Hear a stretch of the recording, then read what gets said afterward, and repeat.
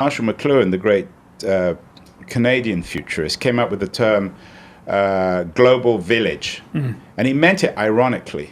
He meant that we would become villages. And of course, the village-like metaphor is really useful because that was when we were truly paranoid. I love cities. I love Los Angeles. I love London. I love New York because they're big, tolerant, open places. The internet isn't like that. It's much more like a village.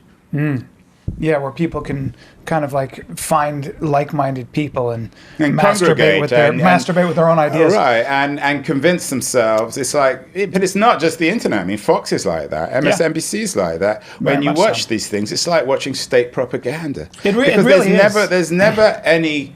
It's not objective. There's never any ambivalence. There's never any uncertainty. Well, maybe these people are right here and wrong here. Yes. And that's about us all growing up and understanding that the world is an incredibly complicated place.